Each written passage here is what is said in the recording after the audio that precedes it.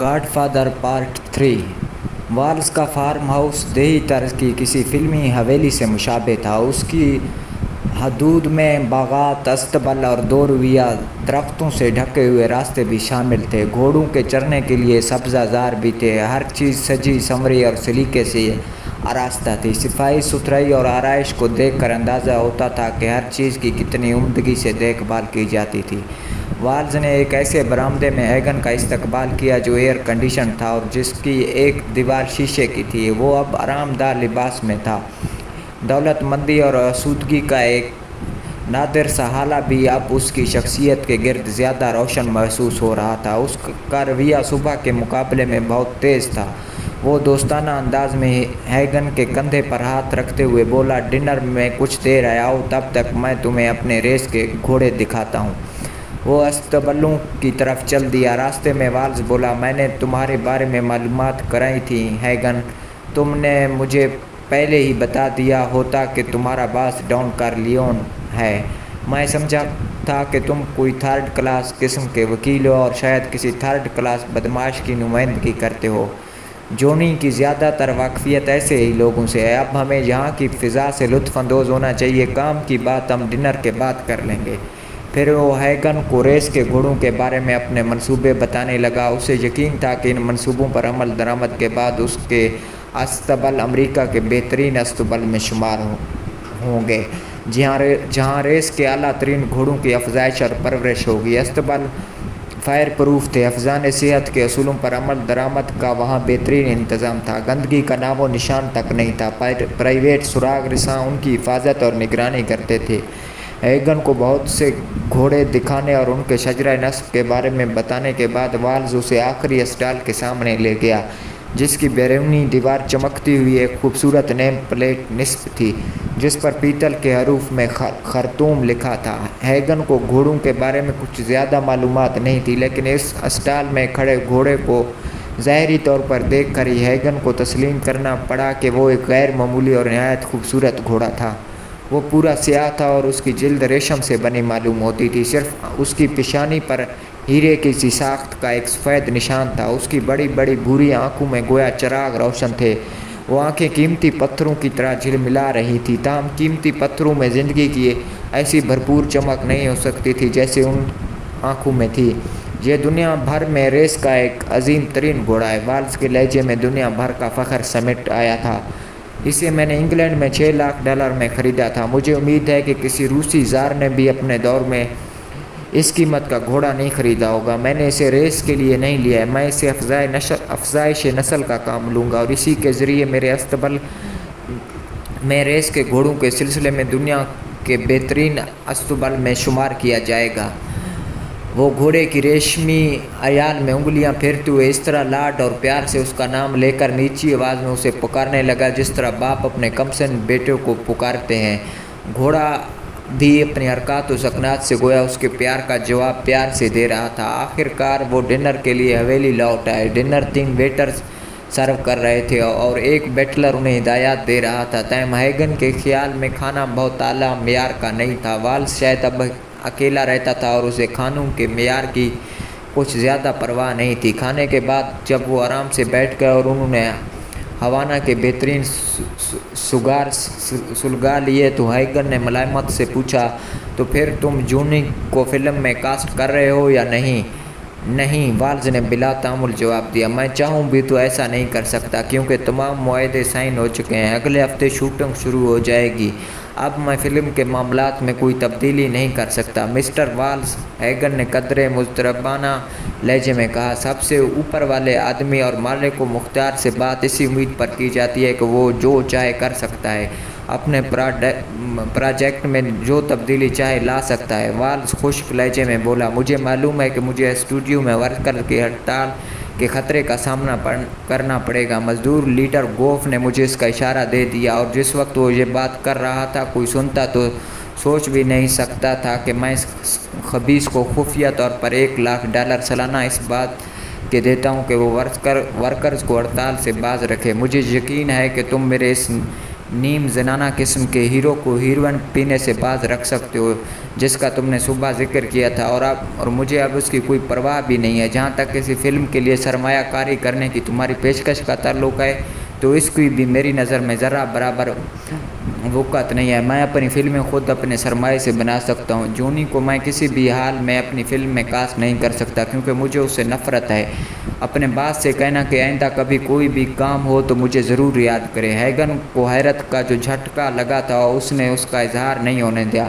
وہ سمجھنے سے قاصر تھا کہ اگر والز کو یہی کچھ کہنا تھا تو اس نے اسے اتنے اہتمام سے اتنی دور کیوں بلایا تھا۔ کوئی بات ضرور تھی۔ دل ہی دل میں والز کو گالیاں دیتے ہوئے اس نے بظاہر ملامت سے کہا، مسٹر والز، میرا خیال ہے کہ تم صورتحال کی نزاکت کو سمجھ نہیں رہے۔ ڈان کارلیون جونی کے گاڈ فادرز ہیں۔ یہ ایک بہت ہی قریبی اور روحانی قسم کا رشتہ ہے۔ اطالوی ازرائے مذاق کہا کرتے ہیں کہ دنیا میں زندگی گزارنا اتنا مشکل کام ہے کہ انسان کی دیکھ بھال کے لیے اس کے 2 باپ ہونے چاہیے۔ اس مذاق کی کھوک سے گاڈ فادر کے نہایت سنجیدہ رشتے نے جنم لیا ہے۔ اطالوی جسے اپنا مربی، سرپرست اور ایک قسم کا روحانی باپ سمجھ لیتے ہیں، اسے اپنا گاڈ فادر کہتے ہیں۔ جونی کے گاڈ فادر ڈان کارلیون ہے، اور چونکہ جونی کا حقیقی باپ مر چکا ہے اس لیے مسٹر کارلیون اور بھی زیادہ گہرائی سے جونی کو اپنی ذمہ داری سمجھتے ہیں۔ اور ڈان کارلیون ایک بہت حساس انسان ہے۔ جو انسان ایک بار ان کی کوئی درخواست قبول کرنے سے انکار کر دے اسے وہ زندگی بھر میں کبھی کوئی کام نہیں بتاتے۔ والز نے کندھے اچکاتے سوری، لیکن میرا جواب بہرحال وہی رہے گا جو میں دے چکا ہوں۔ لیکن اب تم آئے ہو تو ہم کسی نہ کسی معاملے پر تعاون کی بات کر لیں۔ یہ بتاؤ کہ اسٹوڈیو میں ورکرز کی ہڑتال رکوانے کے لیے مجھے کتنی رقم خرچ کرنی ہوگی؟ میں ابھی اسی وقت رقم کی ادائیگی کر سکتا ہوں۔ تب ہیگن کی کم از کم ایک الجھن دور ہو گئی۔ اس کی سمجھ میں آ گیا کہ جب جونی کے بارے میں والز اپنے انکار پر قائم تھا تو اس نے اسے اتنی دور بلانے اور اس کے ساتھ اتنا وقت گزارنے کی زحمت کیوں کی تھی۔ وہ اصل میں صرف یہی بات کرنا چاہتا تھا جو اب اس کی زبان پر آئی تھی۔ وہ ڈان کارلیون سے خوفزدہ نہیں تھا۔ اسے اپنے بارے میں یقین تھا کہ اسے نقصان پہنچانا کسی کے بس کی بات نہیں تھی۔ اسے صرف ایک بات کا اندازہ نہیں تھا کہ ڈان کی نظر میں اپنے وعدے کی کیا اہمیت تھی۔ ڈان نے جونی سے وعدہ کر لیا تھا کہ والز کی فلم میں کاسٹ ہوگا۔ ڈان نے آج تک کسی سے کوئی ایسا وعدہ نہیں کیا تھا جسے وہ پورا نہ کر سکا ہو۔ ہیگن پرسکون لہجے میں بولا، تم شاید جان بوجھ کر میری بات کا غلط مطلب لے رہے ہو۔ تم مجھے کسی ایسے آدمی کا نمائندہ قرار دینے کی کوشش کر رہے ہو جو لوگوں کو ڈرا دھمکا کر رقم وصول کرتا ہے۔ مسٹر کارلیون نے ہڑتال رکوانے کی جو بات کی تھی وہ صرف دوستی کی بنیاد پر اپنے تعلقات استعمال کرتے ہوئے یہ کام انجام دینے کے بارے میں، اور اس کے جواب میں تم سے بھی ایک چھوٹی سی مہربانی کی درخواست کی گئی تھی۔ یہ صرف اپنے اثر و رسوخ اور اختیارات کے دوستانہ تبادلے کی بات تھی، لیکن لگتا ہے تم ہر شخص اور ہر درخواست کے پیچھے اس کا کوئی لالچ تلاش کرنے کے عادی ہو۔ تم نے میری بات کو صحیح طور پر سمجھا نہیں ہے اور میرا خیال ہے تم غلطی کر رہے ہو۔ والز ایک بار پھر گویا جان بوجھ کر اشتعال میں آ گیا۔ میں سب کچھ بہت اچھی طرح سمجھ رہا ہوں۔ اپنی بات منوانے کا مافیا کا یہی سٹائل ہے۔ بظاہر مافیا کے لوگ بڑی میٹھی میٹھی باتیں کر رہے ہوتے ہیں، اپنے مخاطب کو مکھن لگا رہے ہوتے ہیں، لیکن در حقیقت وہ دھمکیاں دے رہے ہوتے ہوں۔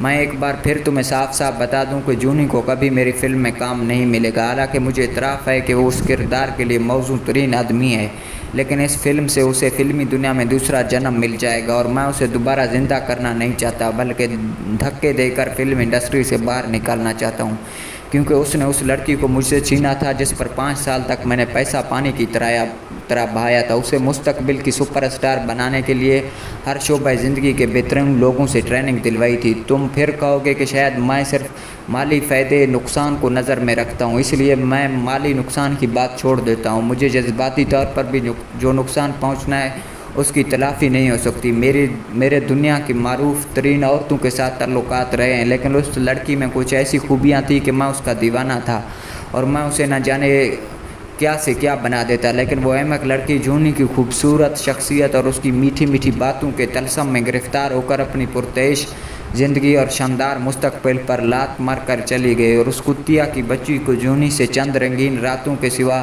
کچھ نہیں ملا۔ اس واقعے سے باقی تو جو کچھ ہوا، لیکن میری پوزیشن بڑی مضحکہ خیز سی ہو کر رہ گئی، اور میں جس مقام پر ہوں، میری جو حیثیت ہے اسے سامنے رکھتے ہوئے میں مضحکہ خیز نظر آنا افورڈ نہیں کر سکتا۔ مسٹر ہیگن، کیا بات تمہاری سمجھ میں آ گئی؟ ہیگن اور ڈان کارلیون کی دنیا میں یہ احمقانہ باتیں تھیں، بچکانہ انداز فکر تھا، لیکن اس نے یہ کہنے کی بجائے ملامت سے کہا، تم جتنا چاہو جہاں دیدہ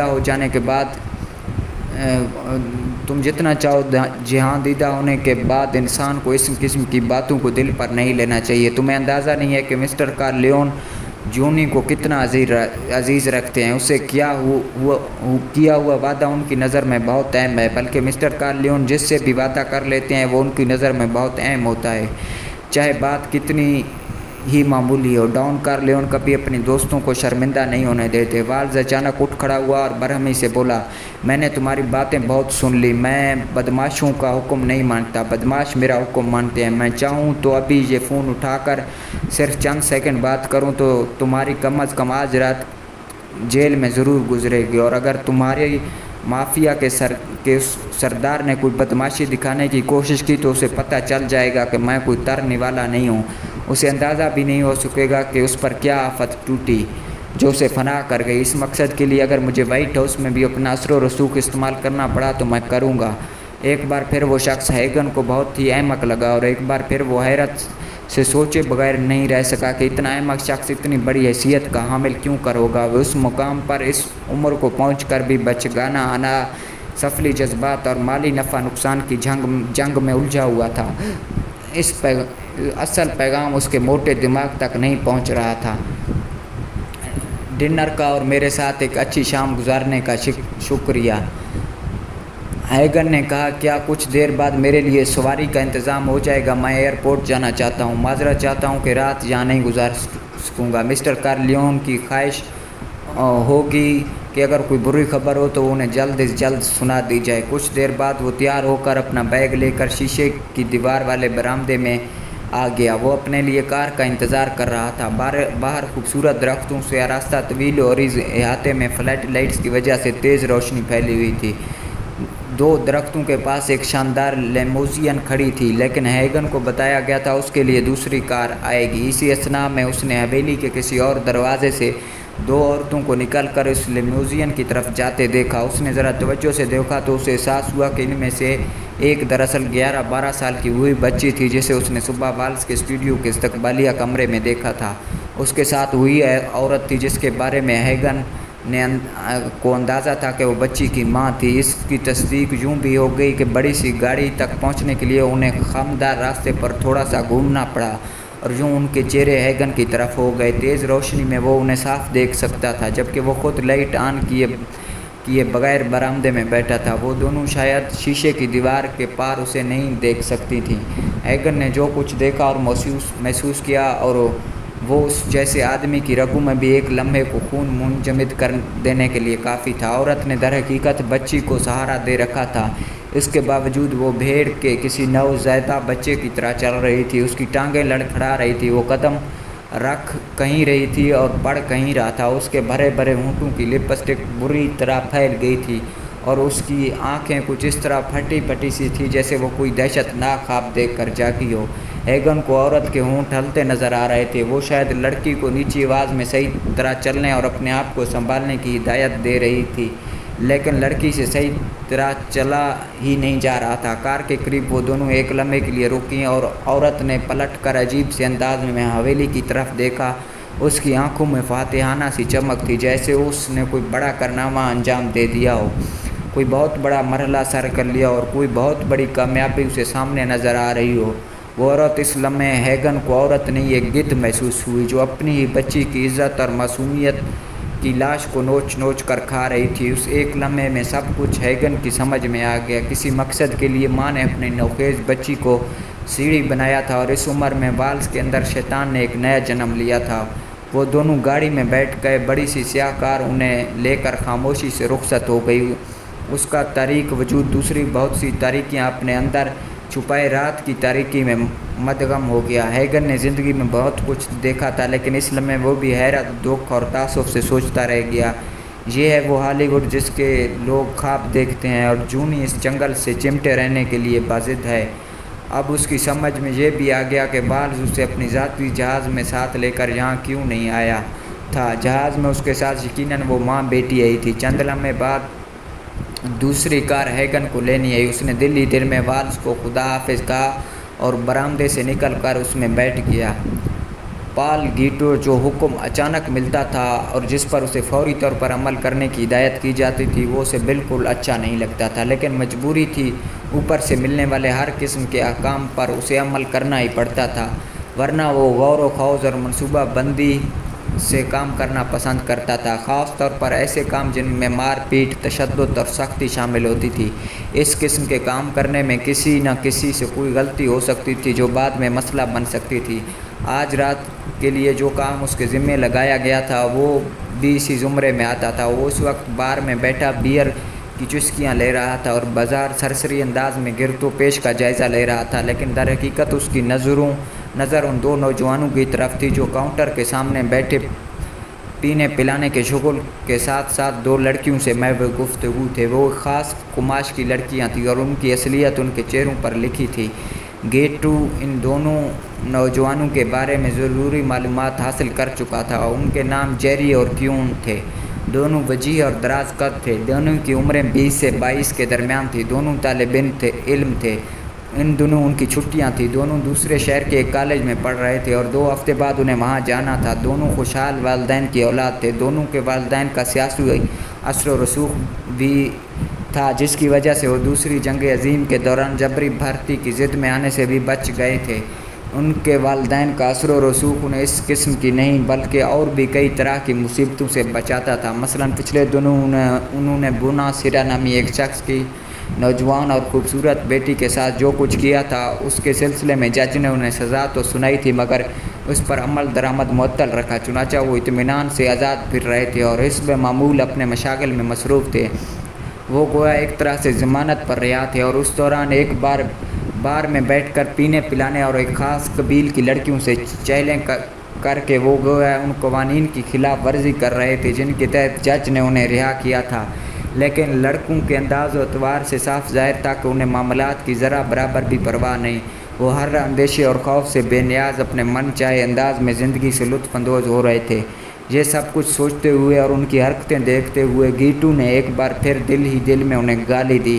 حالانکہ گیٹو خود بھی جبری بھرتی سے بچ گیا تھا لیکن وہ خود کو اس کا مستحق سمجھتا تھا۔ اس کے خیال میں محاذ پر جا کر ملک کے لیے لڑنے کی نسبت اپنے مالکان کے احکام کی تعمیل کرنا اور ان کے مفادات کی حفاظت کرنا زیادہ ضروری تھا۔ وہ 26 سال کا ایک صحت مند سفید فام نوجوان تھا، لیکن جبری بھرتی کے دوران اس کا معائنہ کرنے والے ڈاکٹروں نے بورڈ کے سامنے اس کے بارے میں رائے دی تھی کہ اس کی ذہنی حالت قابل اعتبار نہیں ہے اور دماغ کے علاج کے سلسلے میں اسے بجلی کے جھٹکے بھی لگائے جا چکے ہیں، اس لیے اسے فوج میں بھرتی کرنا مناسب نہیں ہوگا، چنانچہ اسے بھرتی سے مستثنیٰ قرار دے دیا گیا تھا۔ ظاہر ہے کہ ڈاکٹروں کی یہ رپورٹ جھوٹ پر مبنی تھی۔ اس کا انتظام منیزا نے کیا تھا کیونکہ گیٹو اب فیملی کے لیے ایک قابل اعتماد کارندہ بن چکا تھا۔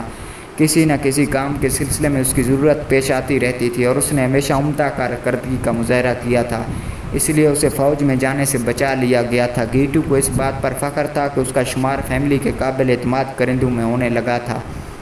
موجودہ کام کے بارے میں منیزا نے اسے عجلت کا مظاہرہ کرنے کی ہدایت دی تھی۔ اس کا کہنا تھا کہ لڑکوں کے کالج واپس جانے سے پہلے ہدایت پر عمل ہو جانا چاہیے۔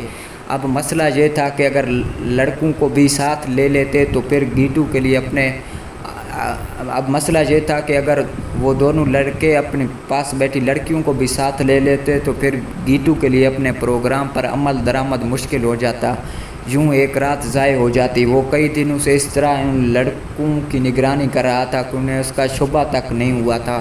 وہ ان کے معمولات کا جائزہ لے رہا تھا۔ آج کی رات اسے پروگرام پر عمل درآمد کے لیے موزوں ترین محسوس ہوئی، اس لیے اس نے حتمی انتظامات کر لیے تھے، لیکن کچھ دیر پہلے جیری اور کیون ان دو لڑکیوں سے چپک کر بیٹھ گئے اور گیٹو کو اپنا پروگرام خطرے میں نظر آنے لگا تھا۔ اچانک اس نے ایک لڑکی کی خمار زدہ سی ہنسی کی آواز سنی۔ وہ جیری کی طرف جھک کر کہہ رہی تھی، نہیں بھائی، میں تمہارے ساتھ کار میں کہیں نہیں جاؤں گی، میں نہیں چاہتی میرا اشر بھی اس لڑکی جیسا ہو جس کی وجہ سے پچھلے دنوں تم دونوں پکڑے گئے تھے اور تم پر مقدمہ بھی چلا تھا۔ اس کی بات سن کر جیری نے جھک کر اس کے کان میں دھیرے سے کچھ کہا، شاید وہ اسے سمجھا رہا تھا کہ اس لڑکی کی بات اور تھی جس کا ذکر ہو رہا تھا، جبکہ اب تو رضا و رغبت والی صورتحال ہے۔ لیکن نہ جانے کیا بات تھی کہ اس کی ساتھی لڑکی بدستور نفی میں سر ہلا رہی تھی۔ یہ دیکھ کر گیٹو نے قدرے اطمینان کی سانس لی۔ اس نے آثار سے اندازہ لگایا کہ دونوں لڑکیاں جیری اور کیون کے ساتھ نہیں جائیں گی۔ جیسے بھی تھیں لیکن احتیاط پسند معلوم ہوتی تھیں۔ اس کا مطلب تھا کہ اپنے پروگرام پر عمل درآمد کے امکانات روشن ہو گئے تھے۔ وہ کافی حد تک مطمئن ہو کر اٹھا اور باہر آ گیا۔ رات آدھی سے زیادہ گزر چکی تھی۔ سڑک تقریباً سنسان تھی اور وہاں پر روشنی بھی کچھ زیادہ نہیں تھی۔ یہ دیکھ کر گیٹو نے مزید اطمینان کی سانس لی۔ صرف ایک بار اور کھلا تھا۔ دکانیں تقریباً سبھی بند ہو چکی تھی، گویا حالات نہایت موافق تھے۔ علاقے کی پولیس کی گشتی کار کے سلسلے میں بھی مینیجر انتظام کر چکا تھا۔ معمول کی گشت کے سلسلے میں فی الحال اس طرف آنے کا کوئی امکان نہیں تھا۔ طے یہ پایا تھا کہ وہ تب ہی اس طرف آئے جب اسے یہاں کسی گڑبڑ کی اطلاع ملے گی، اور اس وقت بھی وہ حتی الامکان سست رفتاری سے پہنچے گی۔ وہ اپنی شیور لیٹ سے ٹیک لگا کر کھڑا ہو گیا۔ اس کی پچھلی سیٹ پر دو جسیم آدمی بیٹھے تھے، لیکن کار میں روشنی اور بھی کم پہنچ رہی تھی، اس لیے وہ دکھائی نہیں دے رہے تھے۔ کچھ عرصہ پہلے تک وہ دونوں ٹرک چلایا کرتے تھے اور انہیں معمولی تنخواہیں ملتی تھیں، لیکن اب وہ بھی فیملی کے کارندوں میں شمار ہوتے تھے۔ ان سے مخصوص قسم کے کام لیے جاتے تھے، لیکن انہیں صحیح طور پر معلوم نہیں تھا کہ وہ درحقیقت کس کے لیے کام کرتے تھے۔ وہ صرف گیٹو کو جانتے تھے، جو ضرورت پڑنے پر انہیں طلب کر لیتا تھا، ہدایت دیتا تھا اور اپنی رہنمائی میں ان ہدایات پر عمل درآمد کراتا تھا۔ اپنے حساب سے گویا انہیں اب کام بہت کم کرنا پڑتا تھا اور معاوضہ پہلے سے کہیں زیادہ ملتا تھا۔ گزر بسر نہایت آرام دہ اور آسائش سے ہوتی تھی۔ وہ بے حد خوش تھے۔ تازہ ترین کام کے سلسلے میں گیٹو انہیں دونوں لڑکوں کی تصویریں دکھا چکا تھا جو اس نے پولیس ریکارڈ سے حاصل کی تھی۔ گیٹو نے ہدایت دیتے ہوئے کہا تھا، بس سر پر کوئی مہلک چوٹ نہیں لگنی چاہیے، اس کے علاوہ جو تمہارا دل چاہے کر سکتے ہو، لیکن یاد رکھنا اگر دونوں لڑکے 2 مہینے سے پہلے اسپتال سے باہر آئے تو تم دونوں کو واپس جا کر ٹرک ڈرائیوری کرنی پڑے گی۔ دونوں جسیم اور مضبوط آدمی ذرا موٹے دماغ کے تھے، لیکن گیٹو کی ہدایات بڑی سعادت مندی سے ذہن نشین کر لیتے تھے۔ اس وقت گیٹو نے پچھلی کھڑکی پر ان کی طرف ذرا جھک کر نیچی آواز میں کہا، وہ دونوں باہر آنے والے ہیں، اپنے کام کے لیے تیار رہو۔ وہ دونوں دروازہ کھول کر آہستگی سے باہر آ گئے۔ وہ خاصے دراز قد تھے۔ کرختگی اور مضبوطی ان کے چہرے، مورے اور خط و خال سے عیاں تھی۔ کسی زمانے میں وہ دونوں باکسر بھی رہے تھے، لیکن اس میدان میں نام پیدا نہیں کر سکے تھے۔ ان کی ٹرک ڈرائیوری کے زمانے میں گیٹو نے انہیں ایک پرانے قرض سے بھی نجات دلائی تھی، جس کی وجہ سے وہ بہت پریشان رہتے تھے۔ اس قرض کی ادائیگی کے لیے رقم سنی کارلیون نے فراہم کی تھی۔ جب جیری اور کیون بار سے باہر آئے تو وہ گویا خود بھی اپنے آپ کو مصیبت میں ڈالنے کے لیے پوری طرح تیار تھے۔ ایک تو خمار نے ان کے حواس دھندلا دیے تھے، دوسرے دونوں لڑکیوں نے ان کے ساتھ چلنے سے انکار کر کے گویا ان کے ارمانوں پر پانی پھیر دیا تھا۔ وہ کسی صورت مان کر نہیں دی تھی، اسی وجہ سے دونوں کا موڈ آف تھا اور جھنجھلاہٹ کے باعث ان کی کن پٹیاں تپ رہی تھی۔ وہ شیور لیٹ کے قریب پہنچے تھے۔ گیٹو استہزائیہ اور بلند آواز میں بولا، بھائی واہ، ان دونوں لڑکیوں نے تمہیں خوب ٹکا سا جواب دیا۔ دونوں لڑکوں نے گردنیں گھما کر آنکھیں سکیڑتے ہوئے گیٹو کی طرف دیکھا۔ انہوں نے یقیناً یہی محسوس کیا کہ اپنا غصہ اور جھنجھلاہٹ نکالنے کے لیے انہیں ایک شاندار ہدف میسر آ گیا تھا، کیونکہ گیٹو زیادہ جسیم یا شخصیت کے اعتبار سے باروب نہیں تھا۔ وہ میانہ قامت اور خوش لباس آدمی تھا۔ بعض خاص دکانوں سے سودے بازی کر کے کم قیمت میں ایسے سوٹ خرید لیتا تھا جن میں وہ نہایت معزز آدمی نظر آتا تھا، گو کہ اس کا چہرہ نیولے کی طرح سوکھا سا تھا۔ وہ کسی بھی اعتبار سے لڑنے والا یا خطرناک آدمی دکھائی نہیں دیتا تھا۔ دونوں نوجوان بلا تعمل اس پر جھپٹے، لیکن وہ نہایت پھرتی سے جھکائی دے کر ایک طرف ہو گیا۔ اسی لمحے عقب سے ان دو نوجوانوں کے بازو گویا آہنی شکنجوں میں پھنس گئے۔ تب انہیں احساس ہوا کہ وہاں وہ 2 آدمی اور بھی موجود تھے، جنہوں نے عقب سے نہایت ماہرانہ انداز میں اور بے حد مضبوطی سے انہیں گرفت میں لے لیا تھا۔ اسی دوران میں گیٹو اپنے ہاتھ پر پیتل کا ایک مختصر سا خول چڑھا چکا تھا جس پر نہایت ننھے سے کانٹے بھی بھرے ہوئے تھے۔ یہ خول چڑھانے سے اس کا گھونسا گویا ایک کھردرا آہنی گھونسا بن گیا تھا۔ اس نے تاک کر نہایت پھرتی سے جو گھونسا ایک نوجوان کی ناک پر رسید کیا۔ ایک ہی گھونسے سے اس کی ناک چپٹی ہو گئی اور خون کا فوارہ پھوٹ پڑا۔ عقب سے جس شخص نے اس لڑکے کو قابو میں کیا ہوا تھا اس نے اسے ہوا میں سڑک سے اونچا اٹھا لیا۔ اب وہ گیٹو کے سامنے اس بوری کی طرح لٹکا ہوا تھا جس پر گھونسے بازی کی مشق کی جاتی ہے۔ گیٹو نے اس پر سچ مچ مشق شروع کر دی۔ اس نے اتنی پھرتی سے اس کی ناک پر گھونسے برسائے کہ اسے حلق سے آواز نکالنے کی بھی مہلت نہ ملی۔ جب لمبے تڑنگے شخص نے اسے چھوڑا تو وہ پٹ سے چھپکلی کی طرح سڑک پر گرا۔ تب لمبے تڑنگے شخص نے اسے ٹھوکروں پر رکھ لیا، حالانکہ اس میں مزاحمت کی شرکت نہیں رہی تھی۔ ادھر دوسرے نوجوان نے چیخنے کی کوشش کی تھی لیکن دوسرے لمبے تڑنگے شخص نے اس کی گردن کے گرد اپنے بازو کا شکنجہ کس دیا تھا اور اس کی آواز میں حلق میں گھٹ کر رہ گئی تھی۔ پھر اس شخص نے مشینی انداز میں اس کی بھی ہڈی پسلی ایک کرنا شروع کر دی۔ صرف چند سیکنڈ میں یہ سب کچھ ہو گیا۔ گیٹو نے مزید مزاحمت نہیں کی۔ دونوں نوجوانوں کا برتھا بنانے کے لیے وہ دونوں لمبے ترنگے آدمی ہی کافی تھے۔ وہ اطمینان سے گاڑی میں جا بیٹھا اور اس نے انجن اسٹارٹ کر دیا۔ دونوں نے نوجوانوں کی پٹائی اس انداز میں جاری رکھی تھی کہ یکے بعد دیگرے ان کی ہڈیاں ٹوٹ رہی تھیں، مگر ان کے حلق سے او آ کے علاوہ کوئی آواز بھی نکل نہیں پا رہی تھی۔ جلد ہی یہ آوازیں بھی معدوم ہو گئیں۔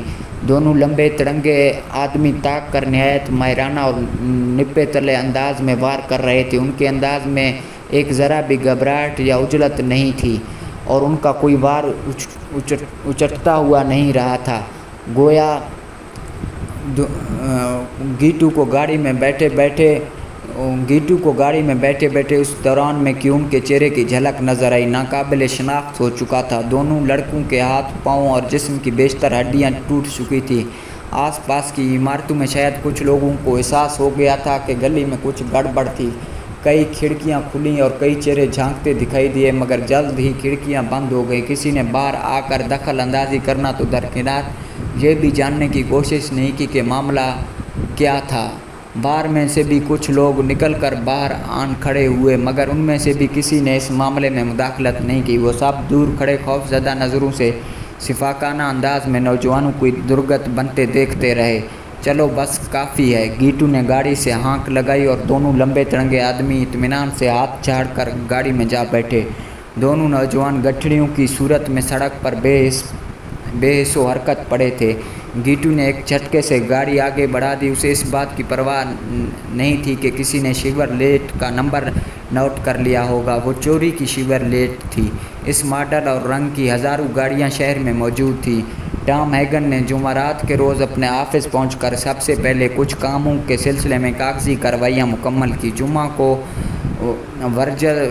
کو ورجل سولوزو سے ڈان کارلیون کی ملاقات طے ہو چکی تھی اور ہیگن چاہتا تھا کہ اس ملاقات سے پہلے وہ چھوٹے موٹے کاموں اور کارروائیوں سے فارغ ہو چکا ہو۔ ڈان سے سولوزو کی یہ ملاقات ہیگن کے اندازے کے مطابق نہایت اہم ثابت ہونے والی تھی۔ اسے معلوم ہو چکا تھا کہ سولوزو در حقیقت فیملی کے ساتھ کاروباری شراکت داری کی کوئی تجویز لے کر آ رہا تھا۔ ڈان کو اس وقت کوئی خاص حیرت یا افسوس نہیں ہوا تھا جب ہیگن نے لاس اینجلس سے واپس آ کر اسے بتایا کہ فلمی دنیا کے بہت بڑے آدمی جیک وال سے اس کے مذاکرات ناکام ہو گئے اور اس نے کسی بھی قیمت پر جونی کو اپنی فلم میں کاسٹ کرنے سے انکار کر دیا تھا۔ ڈان نے ہر بات تفصیل سے پوچھی تھی اور ہیگن نے تمام جزئیات بیان کی تھی۔ ان ماں بیٹی کا ذکر بھی آیا تھا جنہیں ہیگن نے والز کے فارم ہاؤس سے رخصت ہوتے ہوئے دیکھا تھا۔ ہیگن نے اس وقت کم سن لڑکی کی جو حالت دیکھی تھی وہ بھی بیان کی تھی۔ اس پر ڈان نے دانت پیسے تھے اور نہایت ہی ناگواری سے بڑبڑایا تھا، خبیث۔ اس سے زیادہ اس نے کسی رد عمل کا اظہار نہیں کیا تھا۔ مجموعی طور پر وہ اس طرح پرسکون رہا جیسے ناکامی کی اس خبر نے اسے کوئی خاص دھچکا نہ پہنچایا۔ ان کے درمیان یہ گفتگو پیر کے روز ہی ہو چکی تھی۔ پھر بدھ کو ڈان نے ہیگن کو ملاقات کے لیے بلایا تھا۔ وہ حشاش بشاش اور مطمئن نظر آ رہا تھا۔ ایسا لگتا تھا جیسے اس نے مسئلے کا حل تلاش کر لیا ہو، تاہم اس نے ہیگن کو اس سلسلے میں کچھ نہیں بتایا۔ اس نے کچھ کاموں کے بارے میں ہیگن کو ہدایات دیں، پھر سرسری انداز میں گویا پیش گوئی کی کہ جلد ہی والز کا فون آئے گا اور وہ انہیں بتائے گا کہ وہ جونی کو اپنی فلم میں مرکزی کردار کے لیے کاسٹ کرنے کو تیار ہے۔ اسی اثنا میں فون کی گھنٹی بج اٹھی اور ہیگن کی دھڑکن اس احساس سے تیز ہونے لگی کہ کیا واقعی والز کا فون آ گیا تھا، لیکن وہ فون والز کا نہیں بلکہ بوناسیرا کا تھا۔ اس کی آواز تشکر اور ممنونیت سے لرز رہی تھی۔ وہ ہیگن سے درخواست کر رہا تھا کہ اس کا شکریہ کا پیغام ڈان کو پہنچا دیا جائے۔ اس کا کہنا تھا کہ اس کا دل ٹھنڈا ہو گیا تھا اور ڈان نے اس کی درخواست قبول کر کے گویا اسے بن مول خرید لیا تھا۔ اس نے نہایت جذباتی ہو کر یہ بھی کہا کہ ڈان کو اگر زندگی میں کبھی اس کے خون کی بھی ضرورت پڑی تو وہ صرف ایک آواز دے کر دیکھے، بوناسیرا اس کے پسینے کی جگہ اپنا خون بہا دے گا۔ ہیگن نے نہایت تحمل سے اس کا شکریہ ادا کیا اور مربیانہ انداز میں اسے تسلی دی، اس کے جذبات ڈان تک پہنچا دیے جائیں گے۔ وہ ڈیلی نیوز میں خبر اور تصویریں دیکھ چکا تھا کہ کس طرح جیری اور کیون سڑک پر نئے مردہ حالت میں پائے گئے تھے۔ تصویر میں ان کی حالت عبرتناک نظر آ رہی تھی، وہ خون اور گوشت کا ملغوبہ دکھائی دے رہے تھے۔ اخبار نے یہ خیال ظاہر کیا تھا کہ شاید انہیں مہینوں اسپتال میں رہنے اور پلاسٹک سرجری کرانے کی ضرورت پڑے گی اور اس کے بعد شاید وہ پہلے جیسے نظر نہ آ سکیں۔ اس نے یہ خبر پڑھ کر طمانینت سے سر ہلایا تھا اور ایک کاغذ پر نوٹ کیا تھا کہ گیٹو ایک خاص بونس کا مستحق ہو چکا تھا۔ اس کے ذمہ جو کام لگایا گیا تھا اس نے عمدگی سے انجام دیا تھا۔ ہیگن اگلے 3 گھنٹوں تک کاغذات میں الجھا رہا۔ اس نے ڈان کی ان کمپنیوں کی آمدنی کی رپورٹس کا جائزہ لیا جن میں سے ایک جائیداد کا کاروبار کرتی تھی، تیسری کنسٹرکشن کا کام کرتی تھی۔ جنگ کے دوران تینوں کاروبار زیادہ اچھے نہیں رہے تھے، لیکن اب جنگ کے بعد امید تھی کہ وہ تیزی سے پھلیں پھولیں گے۔ کاغذات میں الجھ کر وہ جونی والے مسئلے کو تقریباً بھول چکا تھا، مگر اچانک اس کے سیکرٹری نے اسے بتایا کہ لاس اینجلس سے اس کے لیے کال تھی۔ اس کا دل انجانی توقعات سے دھڑک اٹھا تھا، تاہم اس نے ریسیور اٹھا کر پرسکون اور باوقار لہجے میں کہا، ہیگن بول رہا ہوں، فرمائیے۔ دوسری طرف سے جو چنگھاڑتی ہوئی آواز سنائی دی، اسے پہلے تو ہیگن پہچان نہیں سکا، پھر اس کی سمجھ میں آیا کہ والز تھا جو اسے گالیاں دیتے ہوئے کہہ رہا تھا، میں سب کو 100 سال کے لیے جیل بھجوا دوں گا، چاہے اس کے لیے مجھے اپنی آخری پینی خرچ کرنی پڑ جائے۔ میں تم لوگوں کو نہیں چھوڑوں گا اور اس جونی کے بچے کو تو میں زندگی بھر کے لیے ہجڑا بنوا دوں گا۔ تم میری بات سن رہے ہو نا سور کے بچے؟ ہیگن نے سنبھلتے ہوئے متانت سے کہا، میں سور کا بچہ نہیں، جرمن آئرش والدین کی اولاد ہوں۔ دوسری طرف ایک لمحے خاموشی رہی، پھر فون بند کر دیا گیا۔ ہیگن مسکراتے ہوئے سوچ رہا تھا کہ والز نے بلا شبہ خوب گالیاں دی تھی اور بکواس کی تھی، لیکن اس نے براہ راست ڈان کارلیون کا نام لے کر کوئی دھمکی نہیں دی تھی۔ اس کا مطلب یہ تھا کہ آدمی بہرحال ذہین تھا۔ 10 سال پہلے جیک والز کی پہلی بیوی کا انتقال ہوا تھا، تب سے وہ اپنے بیڈ روم میں اکیلا ہی سوتا تھا۔ اس کا بیڈ روم اتنا بڑا تھا کہ اس میں کسی کلب کے منظر کی شوٹنگ ہو سکتی تھی اور بیڈ اتنا بڑا تھا کہ اس پر 10 آدمی سو سکتے تھے، تاہم وہ تنہا ہی سوتا تھا۔ اس کا مطلب یہ نہیں تھا کہ پہلی بیوی کے انتقال کے بعد اس کی زندگی میں کوئی عورت نہیں آئی تھی۔ اس نے دوسری شادی بھی کی تھی، مگر جس دوران یہ شادی برقرار تھی ان دنوں بھی اس کا اور اس کی بیوی کا بیڈ الگ تھا۔ بیوی کے ساتھ اس کا رویہ ایسا ہی تھا جیسے وہ بھی ضروریات زندگی کی طرح ضرورت کی چیز ہو اور وہ صرف بوقت ضرورت ہی اس کے پاس جاتا تھا۔ شاید اسی لیے وہ جلد ہی اسے چھوڑ گئی تھی۔ والز کے لیے اس سے کوئی فرق نہیں پڑا تھا، اس کے لیے عورتوں کی کوئی کمی نہیں تھی اور 60 سال کی عمر کو پہنچنے کے باوجود وہ ایک توانا آدمی تھا، مگر کچھ عرصے سے اس کا معاملہ کچھ ایسا ہو گیا تھا کہ نہایت خوبصورت مگر کم سن لڑکیاں اس کی کمزوری بن گئی تھی۔ وہ پہلے ہی کچھ زیادہ اچھی فطرت کا مالک نہیں تھا، لیکن اب تو فطرت میں کجروی کا کوئی ایسا پہلو بھر آیا تھا کہ کم سن لڑکیوں کو دیکھ کر ہی اسے خوشی ہوتی تھی۔ جمعرات کی اس صبح نہ جانے کیوں اس کی آنکھیں جلد کھل گئیں۔ صبح کا اجالا اس کے طویل و عریض بیڈ روم میں صرف اس حد تک ہی پہنچ پا رہا تھا کہ وہ مل بجھے اندھیرے کا سا سما تھا۔ اسے اپنے بیڈ کی پینتی کوئی مانوس سی چیز رکھی دکھائی دے رہی تھی، لیکن کمرے میں روشنی کم اور ذہن پر غنودگی کا غلبہ ہونے کی وجہ سے اس کی سمجھ میں نہیں آ رہا تھا کہ وہ کیا چیز تھی۔ اسے بہتر طور پر دیکھنے کے لیے وہ ایک कोहनी के बल ज़रा ऊंचा हुआ। उसकी समझ में ना आया कि वो क्या देख रहा था। उसे वो चीज़ किसी घोड़े के सर से मुशाबे लग रही थी, शायद उसकी आंखें उसे धोखा दे रही थी। इस चीज़ को सही तौर पर देखने के लिए उसने बड़ा सा टेबल लैंप रोशन किया। दूसरे ही लम्हे उसे कुछ यूं लगा जैसे किसी ने उसके सर पर हथौड़ा रसीद कर दिया। उसका दिल गोया उछल कर हल्क में आ गया, जिसकी वजह से उसे कै आ गई। खूबसूरत, नफीस और रेशमी चादर से आरास्ता उसका बिस्तर आलूदा हो गया। उसके पैर भी वाकई एक घोड़े का कटा हुआ सर रखा था, और वो सर दुनिया के अब तक के बेशकीमत तरीन घोड़े का था। वो उसके अपने खरतूम का सर था, जिसे खरीदने के बाद से वो गोया खुशी से फूला नहीं समाता था। जहाँ से घोड़े की गर्दन काटी गई थी, वहाँ से मोटी पतली नसें भयानक अंदाज में झांक रही थी, और बिस्तर पर खून फैला नज़र आ रहा था। उसकी स्याह रेशमी खाल जो चमकती दिखाई देती थी, ज़िंदगी से महरूम होकर गोया धुंधली पड़ गई थी। उसकी बड़ी बड़ी आँखें जो मोतियों की तरह झिलमिलाती थी, अब वो भी चमक से महरूम थी। आँखें खुली थी, मगर उनमें फैली हुई मौत की वीरानी ने उन्हें धुंधला और खौफनाक बना दिया था। दुनिया के अजीम तरीन घोड़े का कटा हुआ सर किसी हकीर सी चीज़ की तरह उसके पैरों से ज़रा दूर पड़ा था। एक अजीब सा खौफ और वहशत उस पर इस तरह हमला आवर हो गई कि वो बेख्तियार चीखें मारने और अपने मुलाजिमों को पुकारने लगा। मुलाजिम दौड़े आए।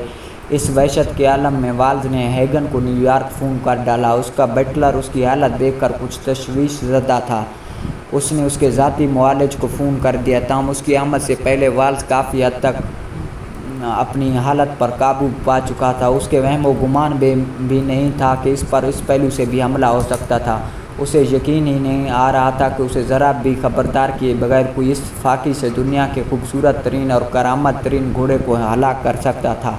वाल्ज ने अपने अस्तबल की सिक्योरिटी के लिए अपनी दानिश में जो फुल प्रूफ इंतज़ाम किए थे, वो सब धरे के धरे रह गए थे। उसने सिक्योरिटी अस्टाफ से पूछ-गीछ की तो रात की ड्यूटी देने वालों ने हल्फिया बताया कि उन्होंने किसी किस्म की आवाज़ तक नहीं सुनी, ना उन्होंने किसी किस्म की गफलत बरती, और ना ही उन्हें किसी गड़बड़ का एहसास हुआ। वाल्ज फैसला नहीं कर सका कि वो झूठ बोल रहे थे, उन्हें खरीद लिया गया था, या फिर उनके साथ कोई ऐसी चाल चली गई थी कि उन्हें एहसास ही नहीं हो सका था कि दर हकीकत क्या हुआ था। वो सोच रहा था कि शायद वो पुलिस को इस बात पर आमादा कर सके कि वो उन लोगों के साथ इतनी सख्ती करें कि सच उगल दें, लेकिन ये सब बात की बातें थीं। फ़िलहाल तो ये भयानक हकीकत सामने थी कि खरतूम ज़बह किया जा चुका था और वार्निंग के तौर पर उसका सर उसके कदमों में फेंक दिया गया था। बहरहाल वाल्ज अहमक नहीं था। इस झटके ने उसकी अनापरस्ती को कहीं दूर ले जा फेंका। ये पैगाम उसकी समझ में आ गया था। उसकी अकल में ये बात आ गई थी कि जो लोग उसकी दौलत, ताकत, असर और रसूख, सदर ममलिकत से उसके मरासिम और उस तरह की दूसरी किसी भी बात को खातिर में नहीं लाए थे, वो अगर करने पर आए तो क्या कुछ कर सकते थे। वो उसे हलाक भी कर सकते थे। वो महज इस बात पर उसकी जान ले सकते थे कि वो जूनी को अपनी फिल्म में कास्ट नहीं कर रहा था। ये एहसास गोया उसे उसकी दुनिया से बाहर ले आया था, जहाँ उसने हमेशा अपने आप को ताकतवर, बहुत महफूज महसूस किया था। उसे अंदाज़ा हुआ था कि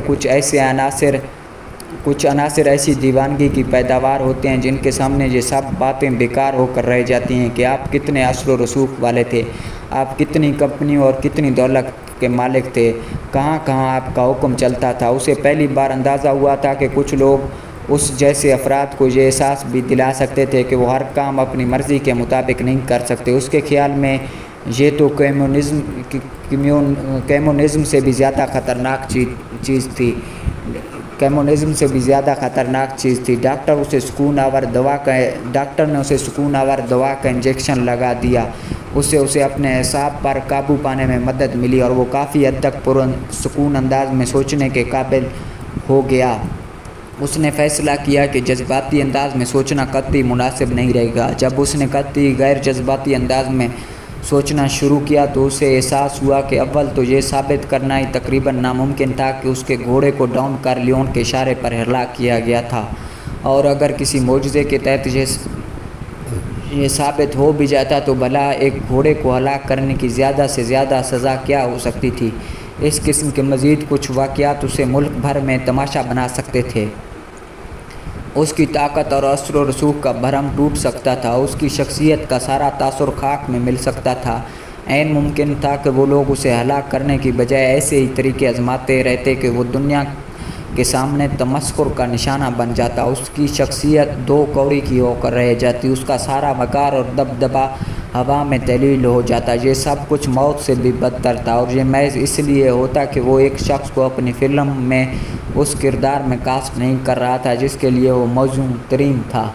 اس نے ایک ایسی بات کو انا کا مسئلہ بنا لیا تھا جس کے بارے میں دنیا کو کچھ پتہ نہیں تھا۔ اس نے سوچا، بہت سوچا، گھنٹوں اس کے دل و دماغ میں دلائل کی جنگ جاری رہی۔ آخرکار وہ اہم فیصلے کرنے میں کامیاب ہو گیا۔ اس نے اپنے سٹاف کو بلا لیا اور انہیں کچھ ضروری ہدایات دیں۔ پریس کو یہ اطلاع فراہم کرنے کا بندوبست کیا گیا کہ خرطوم کسی بیماری کے باعث مر گیا تھا۔ حقائق جاننے والے تمام افراد سے قسم لی گئی اور وہ اس معاملے میں کہیں اصل بات کو بھولے سے بھی تذکرہ نہیں کریں گے۔ گھوڑے کی بیماری کے بارے میں بتایا گیا تھا کہ وہ شاید اسے انگلینڈ سے امریکہ منتقلی کے دوران راستے میں کہیں سے لگی تھی۔ اس کی لاش کو رازداری سے والز نے اپنی جاگیر کی حدود میں دفن کرا دیا، اور پھر اسی رات جونی کو نیو یارک میں ایک فون کال موصول ہوئی جس میں اسے بتایا گیا کہ والز کی فلم میں کام شروع کرنے کے لیے اسے پیر کے روز اسٹوڈیو پہنچنا تھا۔ اسی شام ہیگن ڈان سے ملاقات کرنے اس کے گھر پہنچا۔ آئندہ روز چونکہ سلوزو سے ڈان کی ملاقات طے تھی، اس لیے ہیگن چاہتا تھا کہ اس سلسلے میں کچھ تیاری کر لی جائے، کچھ باتوں پر پیشگی غور کر لیا جائے۔ چنانچہ وہ شہر میں واقع اپنے لا آفس سے اٹھا تو ڈان کے گھر کی طرف روانہ ہو گیا۔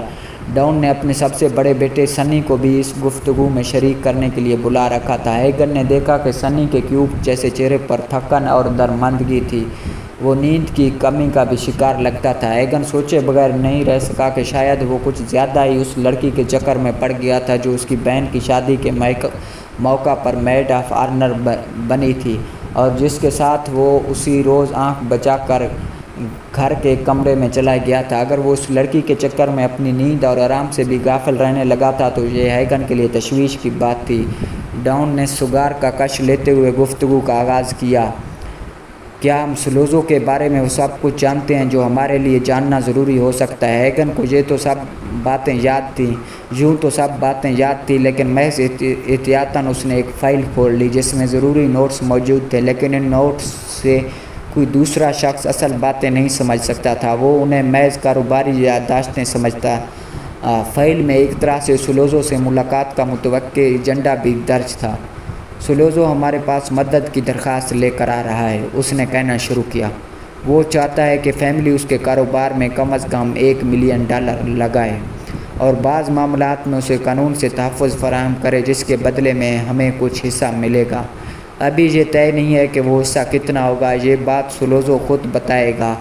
سلوزو کی سفارش ٹیٹیگلیا فیملی کر رہی ہے، یہ فیملی اس کی پشت پناہی بھی کرتی ہے، شاید اسے بھی سلوزو کے کاروبار میں کچھ حصہ ملتا ہے۔ سلوزو جس کاروبار میں حصہ داری کی بات ہم سے کرنے آ رہا ہے وہ منشیات کا کاروبار ہے۔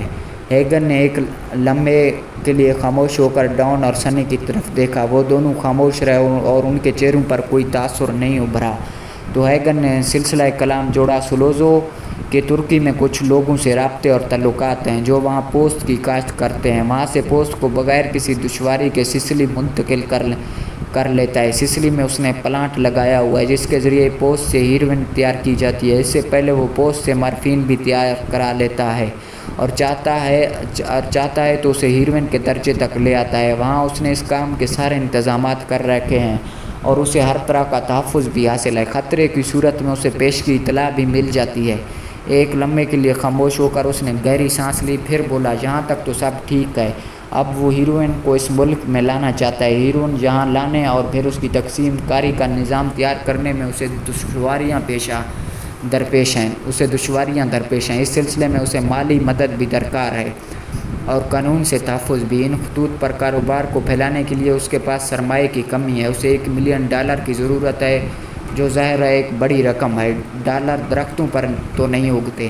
ہیگن نے دیکھا کہ اس لمحے ڈان نے دانت پیسے تھے، تب اسے یاد آیا کہ کاروباری گفتگو کے دوران ڈان کو محاوروں کا استعمال یا جذبات کا اظہار بالکل پسند نہیں تھا۔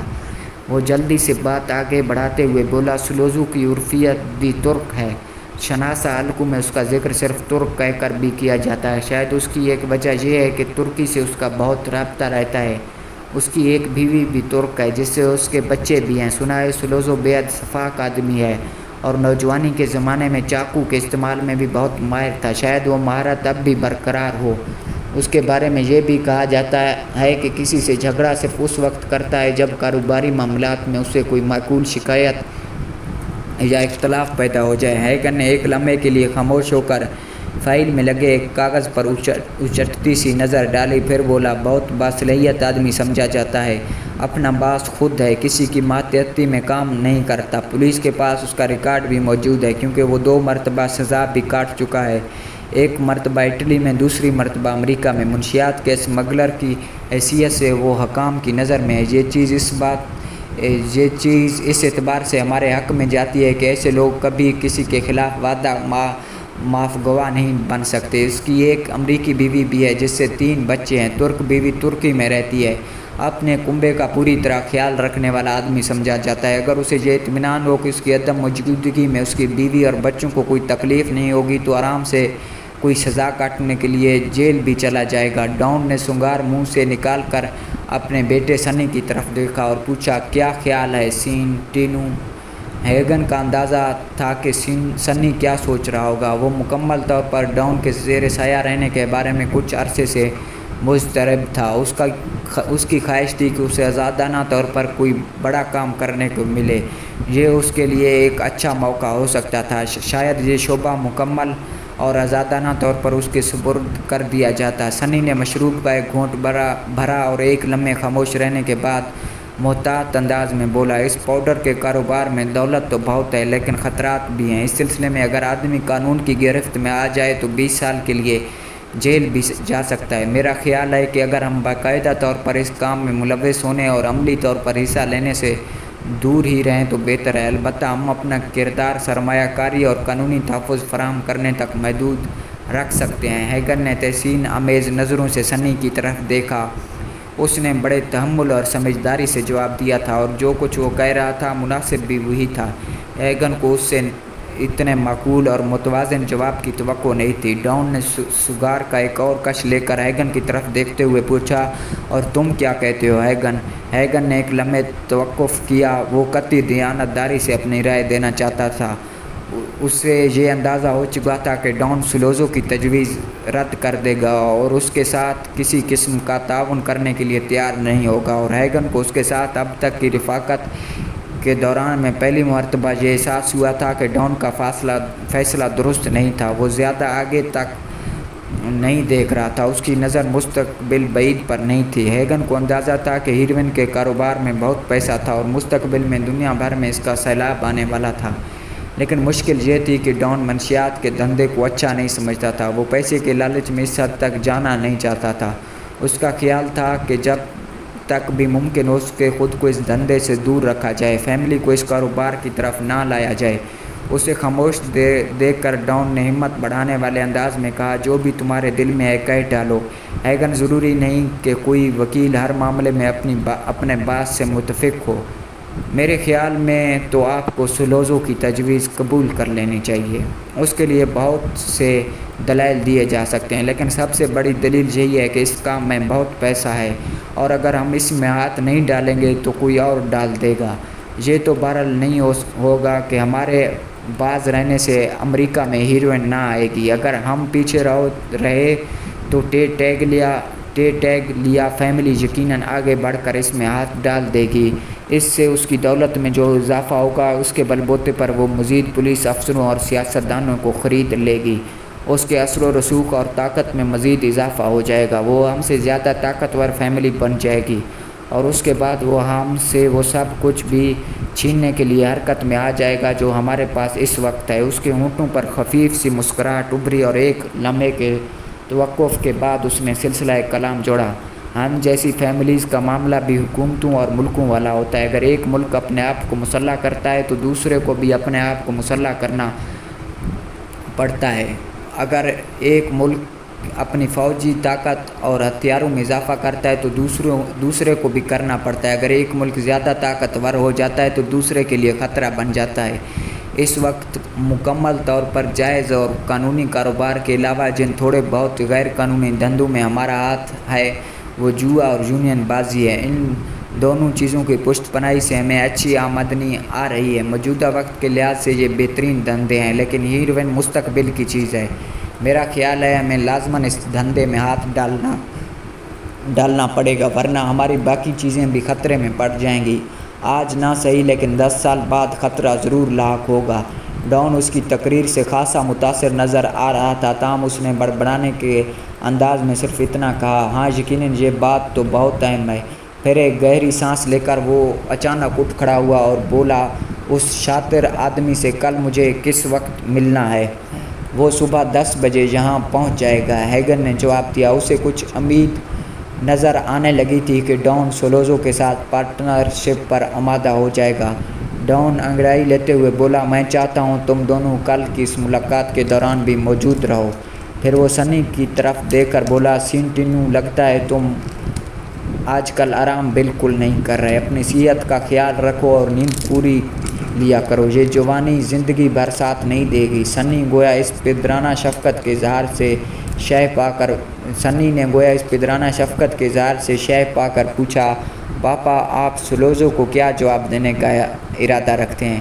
ابھی میں کیا بتا سکتا ہوں، ابھی تو مجھے خود بھی معلوم نہیں۔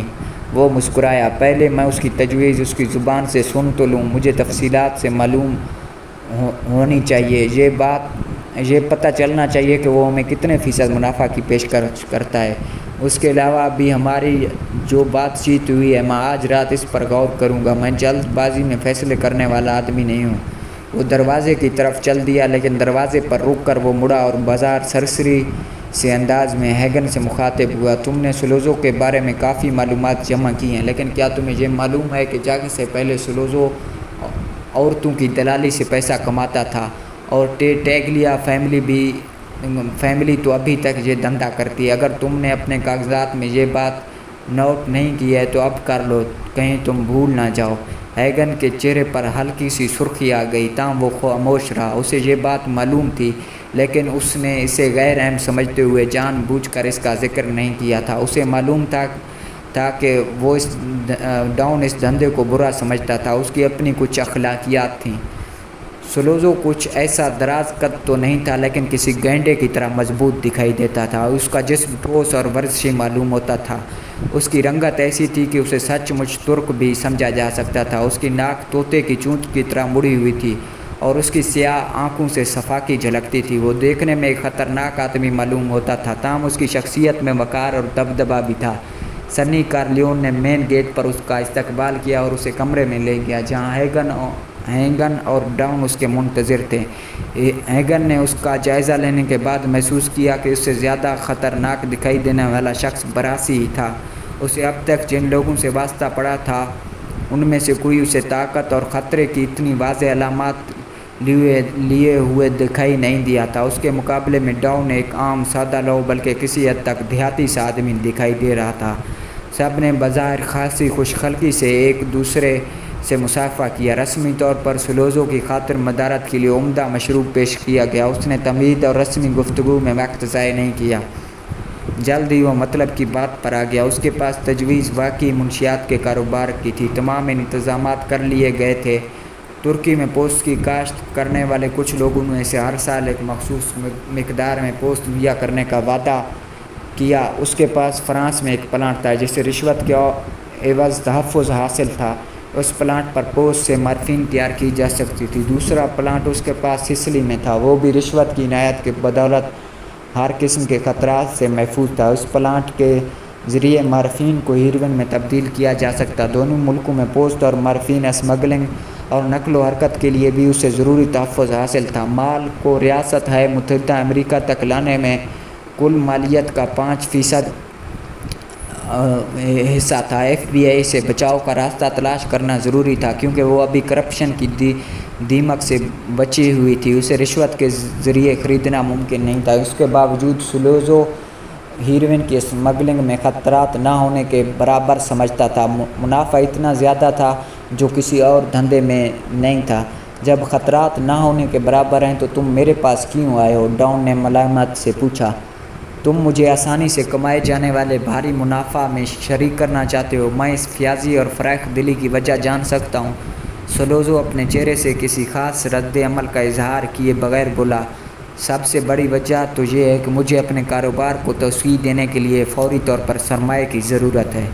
مجھے $2 ملین نقد چاہیے۔ دوسری اتنی ہی اہم وجہ یہ ہے کہ خطرات کم ہونے کے باوجود بہرحال مجھے بعض خاص جگہوں پر بیٹھے ہوئے افراد کے تعاون کی ضرورت پڑے گی۔ آنے والے برسوں میں میرے کچھ نہ کچھ کارندے بہرحال پکڑے جائیں گے، یہ ناگزیر ہے، تاہم میں یہ ضمانت دیتا ہوں کہ وہ پیشہ ور مجرم نہیں ہوں گے، ان کا ریکارڈ صاف ہوگا، اس لیے جج انہیں نرم سزائیں دینے پر مجبور ہوں گے۔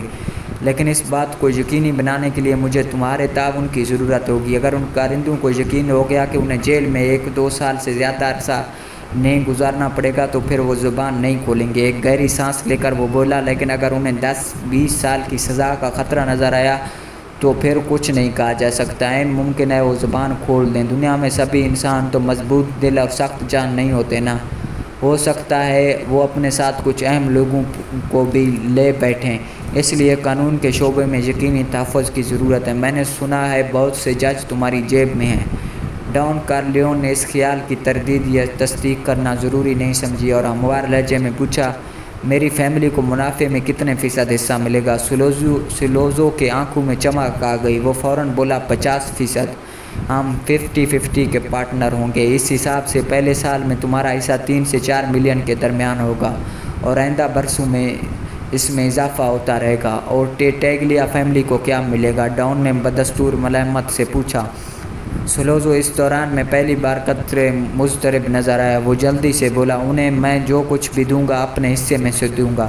بعض معاملات میں بہرحال مجھے ان کے تعاون کی بھی ضرورت ہے، یعنی مجھے صرف $2 ملین سرمایہ کاری اور کچھ قانونی تحفظ فراہم کرنے کے عوض 50% حصہ ملے گا۔ ڈان نے چبھتے ہوئے لہجے میں کہا، اگر تم $2 ملین کا ذکر ایک معمولی رقم کی طرح کر سکتے ہو تو میں تمہیں مبارکباد پیش کرتا ہوں۔ تم واقعی اتنے ہی بڑے سرمایہ دار ہو جتنا تمہارے بارے میں عام تاثر ہے۔ ڈان کارلیون اتنے بڑے سرمایہ دار ہو جتنا تمہارے بارے میں عام تاثر ہے۔ ڈان کارلیون سلوزو کا لہجہ قدرے استہزائیہ ہو گیا۔ ڈان پرسکون لہجے میں بولا، تمہیں ٹیٹیگلیا فیملی کی پشت